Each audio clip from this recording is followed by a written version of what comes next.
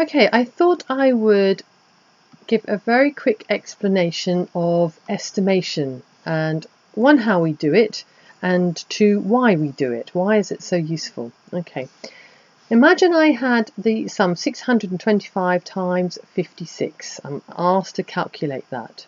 All right. Let's assume first I'm given this as an estimation, and I'm asked to estimate what's 625 times 56. Now, the skill that I need to use here is the skill of rounding. Now, when we're asked a rounding question, we're normally given very specific instructions: round to the nearest 10, round to the nearest 100, round to 2 decimal places, something like that, a specific instruction. When we're asked to estimate, it's left to us, it's down to us to make a decision as to which place to round to. Now, the objective is to make this an easy enough sum to calculate in our heads, right? To make a quick mental calculation, to get a rough idea as to what this answer is going to look like.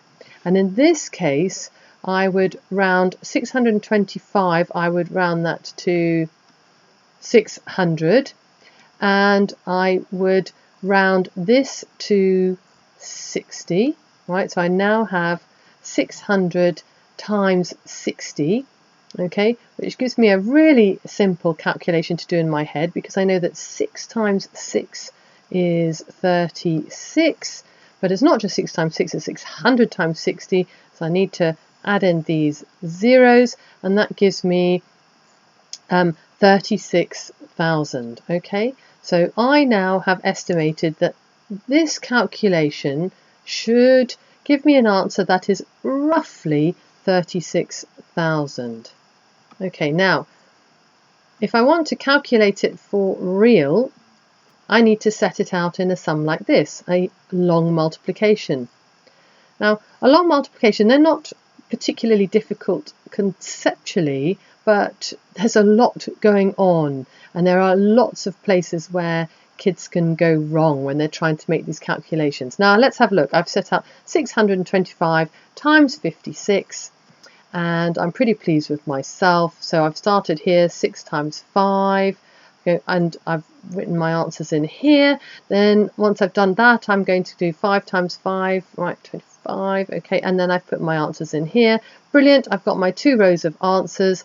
So 0 plus 5 is 5, 5 plus 2 is 7, 7 plus 1 is 8, 3 plus 3 is 6, and I'm very happy. I've done my calculation. I'm pretty satisfied everything's correct. Now, lots of kids would do this and be completely happy with this answer. Now, had they estimated first what the answer might be, they might then realize that this answer is very different to this answer. 36,000 is very different to only 6,875. Something very big has gone wrong here. And it's such a big mistake that actually it's quite quick. I can quite quickly realize what I've done. And what I have forgotten to do, and I'm sure the eagle-eyed amongst you will have noticed, is I forgot that this is not 5, this is 50.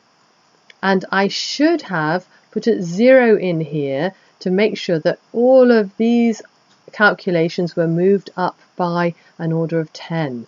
Okay, so let's do this properly now then. So we've got 625 times 56, and we're going to set this out nicely. It's always nice to be as neat as you can, because otherwise it can lead to mistakes. All right, and I've got a 2-digit number I'm multiplying by. I need to remember that's 50, and the best thing to do is to actually add that 0 that I need in here right before I begin. Okay, so now I start my calculations. Right, so we've got that. Okay, all right, it's all looking very, very similar. I've got my 0 to make sure that I'm multiplying by 50 here. Okay. Okay, right. And now I can do my addition. So 0 plus 0 is 0, 5 plus 5 is 10. Okay, 7 plus 1 is 8 plus 2 is 10. 4 plus 1 is 5. 3 plus 0 is 0. And here we go. I've got an answer, 35,000. And as you can see, this is much closer to my estimated answer of 36,000. So I can be happy with that as an answer.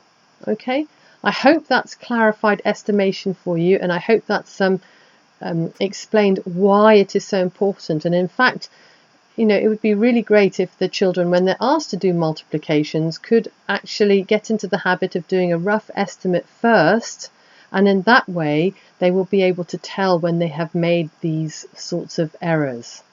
Okay, thank you and bye.